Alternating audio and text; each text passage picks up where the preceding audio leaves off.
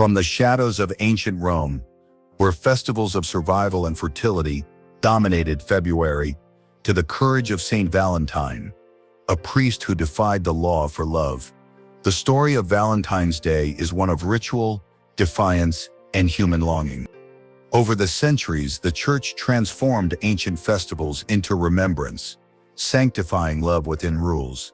Poets of the Middle Ages gave love language and longing, creating courtly romance and the idea of love as endurance. Printing presses of the 18th and 19th centuries multiplied sentiment, making Valentine's cards, chocolates, and tokens of affection accessible to all. Commercialization followed, yet the heart of the day remained, the desire to remember, to connect, to care. Today, Valentine's Day is a mirror of human emotion, celebration, longing, absence, and memory. From handwritten letters to digital messages, the essence is unchanged. Love asks to be acknowledged, once in a while, quietly and meaningfully. So if you're ready to travel across centuries, make sure to subscribe and share this journey. Leave a comment to tell us which part of Valentine's history fascinates you most. And don't forget to turn on the notification bell so you never miss the next chapter of this epic tale. Now, let us step into the past, where the story of Valentine begins.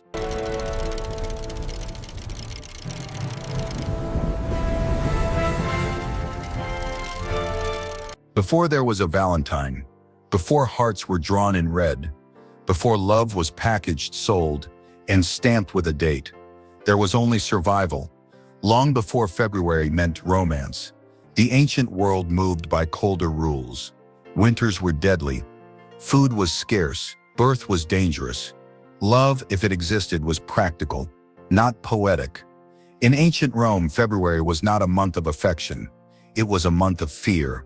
The cold lingered, crops waited, death hovered close.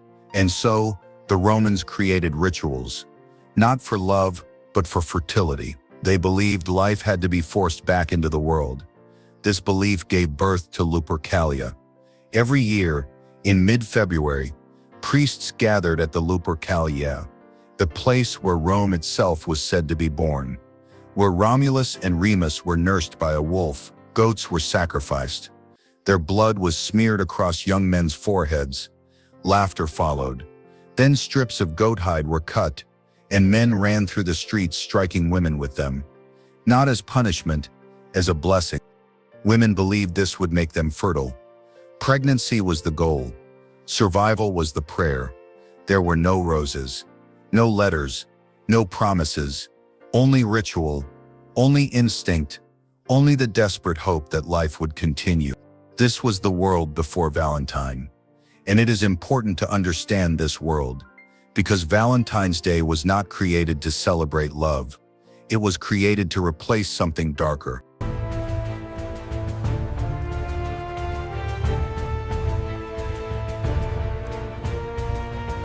The name Valentine comes from the Latin word valens. It means strong, it means worthy, it means powerful, and in the 3rd century, Rome was ruled by power alone. Emperor Claudius II believed love weakened men. Marriage made soldiers hesitate. A man with a wife, a child, a home, was a man who might refuse to die for Rome. So Claudius did something unthinkable. He banned marriage, no weddings, no unions, no futures built together. But somewhere in Rome, a priest refused to obey. His name was Valentine. At night, in secret, Valentine married couples anyway. No witnesses, no celebrations, just whispered vows and hands joined in the dark. He believed love was not weakness. He believed love was defiance. Eventually, Valentine was discovered. He was imprisoned, and while waiting for execution, legend says he healed the jailer's blind daughter. Before his death, he wrote her a letter. He signed it, "From your Valentine." On February 14th, Valentine was executed. Rome barely noticed, but history would remember.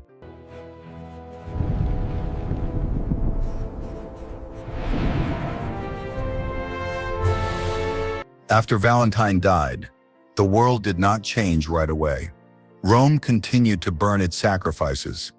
February continued to arrive cold and uncertain. People still feared hunger, still feared death, still feared being alone. Valentine was gone, but the problem remained. The early Christian church was growing, quietly, patiently, and the church understood something powerful. You cannot simply erase old rituals. You must replace them. Lupercalia was dangerous, not because of blood, but because it could not be controlled. It belonged to the people, to instinct, to desire. And desire, when left alone, does not obey. So the church made a decision. It would not destroy February. It would transform it. A pagan fertility festival became a holy remembrance. A wild ritual became a sacred story. Blood became symbolism. Instinct became meaning. The church chose Valentine, not because history was clear. It wasn't. There were multiple Valentines, multiple martyrs, multiple stories, but the details did not matter.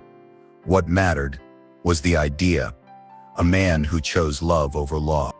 A man who defied power quietly. A man who died not for war, but for union. This was useful. So February 14th was claimed, not as a day of passion, but as a day of obedient love. Love within rules. Love with permission. Love under God. Marriage became sacred. Desire became restrained. Union became holy. The church did not erase love. It reframed it.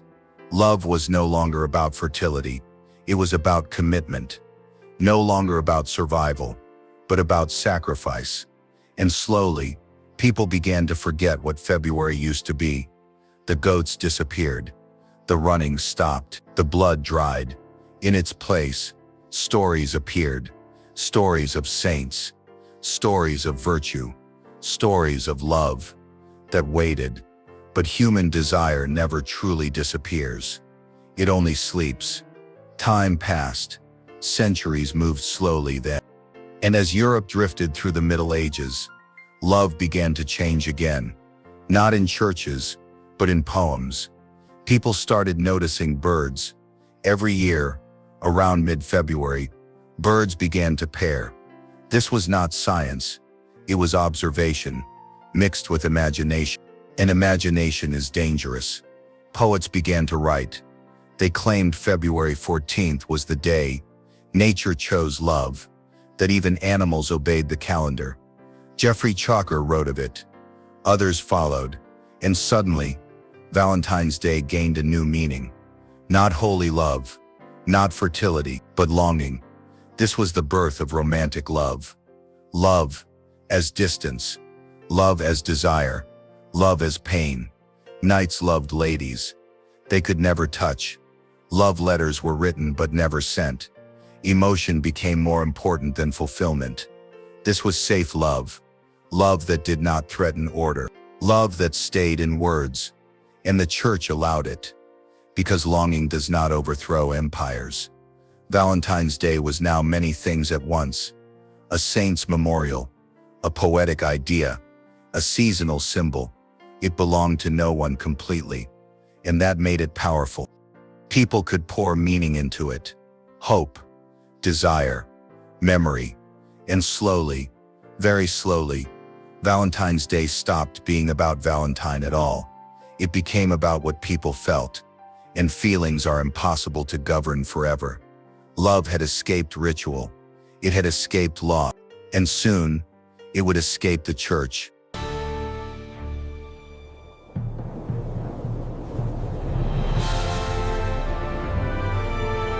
As we continue our journey through the story of Valentine's Day, from ancient Roman rituals to forbidden love in shadowed halls, to the printed cards that changed how we express affection, you'll discover the hidden threads that connect centuries of longing, hope, and ritual. But before we dive deeper, if you're enjoying this exploration, take a moment to subscribe to the channel, like this video, and share it with someone curious about history. Leave a comment below, telling us which part of Valentine's story surprises you the most. And don't forget to turn on the notification bell so you won't miss the next chapter of our journey into the world of love, ritual, and tradition. Let's continue into the fascinating transformation of Valentine's Day through the Middle Ages, where love learned to wait, to long, and to be immortalized in poetry.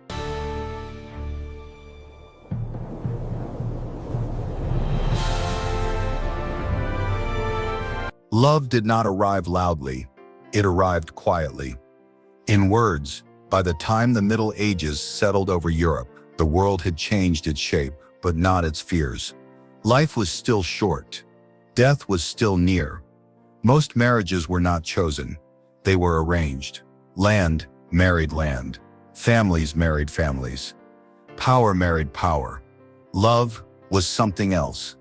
Love lived outside marriage, and that was where it learned to become poetic. Medieval society was built on order, on hierarchy, on obedience.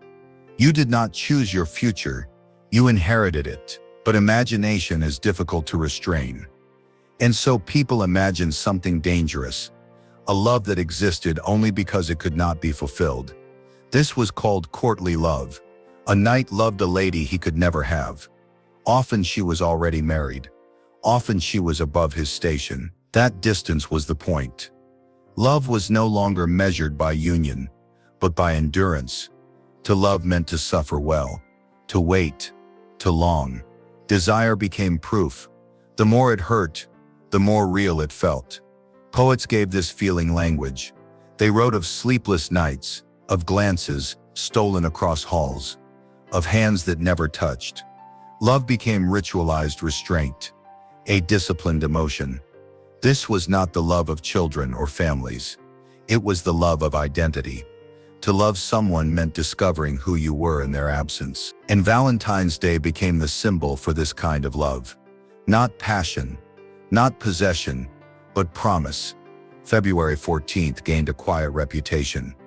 It was the day birds chose mates. So people imagined, perhaps hearts did too. Love letters began to appear. Not letters meant to be answered, letters meant to exist. They were written carefully, slowly, often anonymously. Words mattered more than outcome. This was love without guarantee. Valentine's tokens were exchanged. Simple things. A ribbon. A poem. A pressed flower. Objects were not valuable for what they cost, but for what they represented. Time, thought, restraint. The medieval lover did not ask, "Will you be mine?" They asked, "Will you remember me?" The church watched this carefully. Romantic longing was allowed, because it was unfulfilled. Marriage remained sacred, sex remained regulated. But poetry was harmless, or so it seemed, because poetry teaches people to feel, and once people learn to feel, they begin to want more. This version of love spread from courts to towns, from nobles to commoners. People began expecting something from marriage that had never been promised before. Emotion, affection, choice. Valentine's Day quietly absorbed these expectations. It became a container for hope, a day where desire could be expressed safely. Once a year, contained, controlled. But love does not like containers. As literacy slowly expanded, as paper became cheaper, as writing became less rare, love moved closer to the everyday. It prepared itself, waiting, because soon, love would be printed. And when love became repeatable, it would never be the same again. Medieval romance did not give us modern love. It gave us the language for wanting it.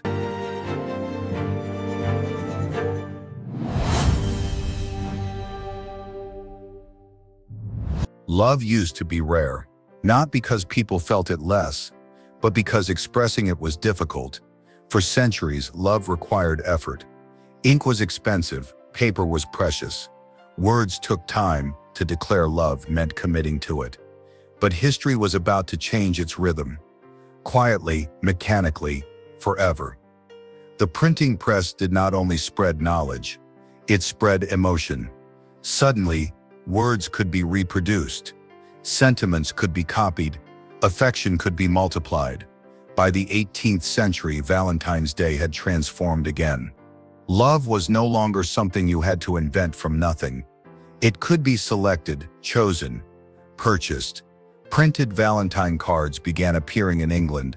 They were decorated with lace patterns, flowers, cupids. Some were playful, some were sentimental, some were intentionally vague. You no longer needed to be a poet. Someone else had written the feeling for you. All you had to do was sign your name. This was revolutionary. Love became accessible, not just for nobles, not just for scholars, but for ordinary people, for the shy, for the unsure, for those who felt deeply but spoke carefully. Valentine's Day became a moment where emotion was allowed, even expected. Once a year, on schedule. With printing came tradition. Cards were exchanged quietly, sometimes anonymously. Mystery became part of the ritual. Who sent it? What did they mean? Will they send another? Valentine's Day learned how to create anticipation, and anticipation is powerful. The 19th century accelerated everything. Factories produced cards in large numbers. Color printing improved. Decorations became more elaborate. Love became visual. Hearts gained their familiar shape. Red gained its meaning. Cupid became a symbol rather than a myth. Images replaced explanation. You could now see love. Alongside cards came gifts. Flowers were assigned meanings. Roses spoke for people. Red meant passion. White meant purity. Chocolate followed. Once rare, once bitter, now sweet, now romantic. Valentine's Day became something you could hold, something you could give, something you could measure. This is where the relationship between love and money began to deepen. Not as corruption, but as translation. Emotion was difficult to express. Objects made it easier. A gift could say what a person could not, or would not. Businesses noticed, carefully at first, then eagerly. They learned that love returned every year, that it followed the calendar, that it created urgency. Buy now, send today. Do not miss it. Love learned to obey deadlines. Critics would later call this hollow. They would say love had been reduced, commercialized. But this was not entirely true. People still felt deeply. They still hoped. They still feared rejection. Valentine's Day did not create these feelings. It simply organized them. By the late 19th century, Valentine's Day was established, recognizable, predictable. A ritual once rooted in blood and survival had become soft. Paper, ink, sugar. But rituals do not lose power when they soften. They become easier to enter. Children exchanged valentines at school. Friends exchanged tokens. Love expanded beyond romance. Affection gained new shapes. Valentine's Day became less dangerous. And because it was safe, it spread. The holiday crossed oceans. America embraced it, then refined it, then amplified it. Advertising added expectation. Expectation added pressure. Pressure added meaning. By now, Valentine's Day was no longer about Saint Valentine, or Rome, or poetry. It was about participation. Did you remember? Did you send something? Did you prove you cared? Silence began to speak loudly. And yet, despite all this, love did not disappear. It adapted. People used cards to say what they truly felt, or to hide what they feared to say. Valentine's Day became a mirror. It reflected intention, not perfection. Love had become repeatable, but feeling remained personal. As the world moved toward modernity, as machines became faster, as communication became instant, Valentine's Day prepared for its final transformation, from paper to digital memory, from ritual to reflection. Because when everything can be said instantly, the question becomes what still matters.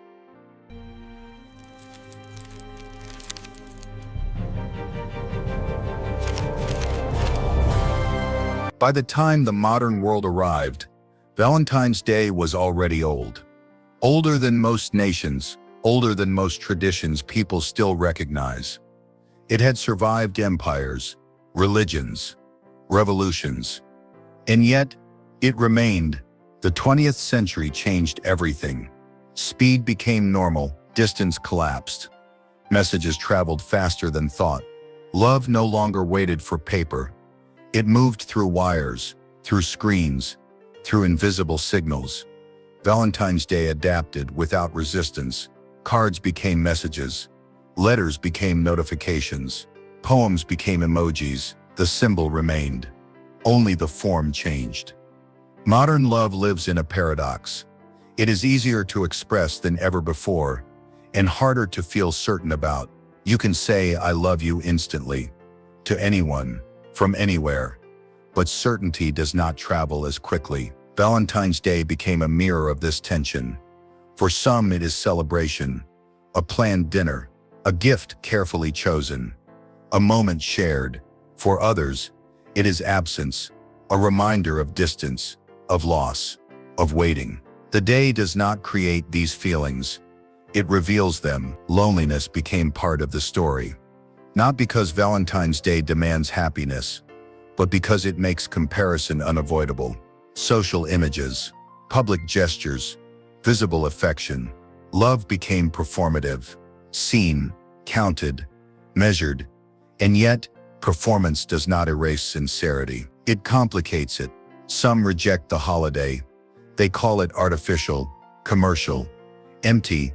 Others cling to it because rituals matter, even imperfect ones, especially imperfect ones.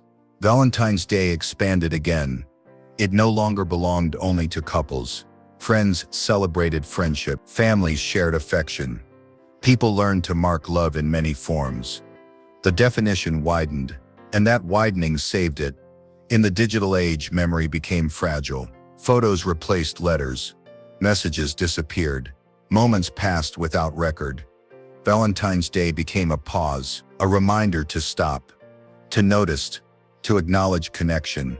Even briefly, the name Valentine faded further. Few remember the priest. Fewer still remember the cave in Rome.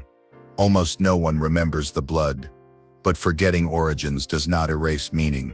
It transforms it. At its core, Valentine's Day is still a ritual. Once it asked, "Will life continue?" Then it asked, "Will love obey?"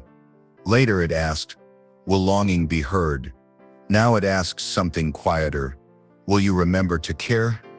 The modern world does not fear winter like it once did, but it fears isolation, disconnection, being unseen.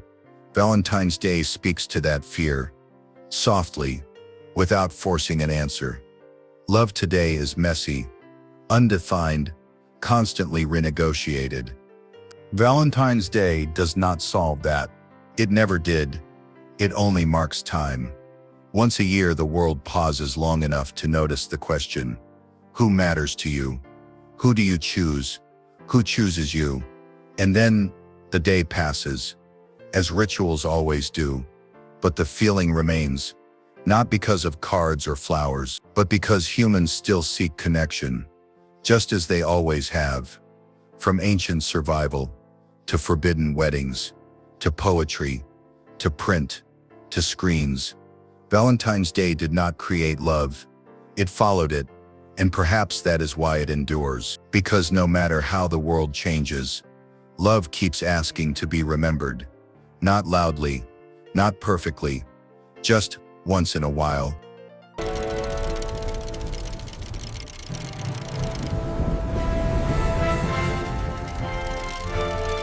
From the shadows of ancient Rome, where festivals of survival and fertility dominated February, to the courage of Saint Valentine, a priest who defied the law for love.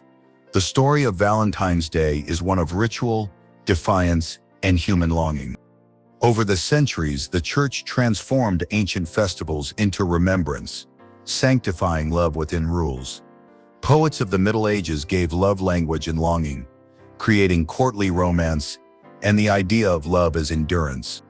Printing presses of the 18th and 19th centuries multiplied sentiment, making Valentine's cards, chocolates, and tokens of affection accessible to all.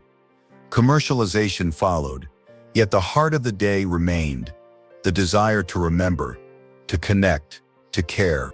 Today, Valentine's Day is a mirror of human emotion, celebration, longing, absence, and memory. From handwritten letters to digital messages, the essence is unchanged. Love asks to be acknowledged, once in a while, quietly and meaningfully. Make sure to subscribe and share this journey. Leave a comment to tell us which part of Valentine's history fascinates you most. And don't forget to turn on the notification bell so you never miss the next chapter of this epic tale.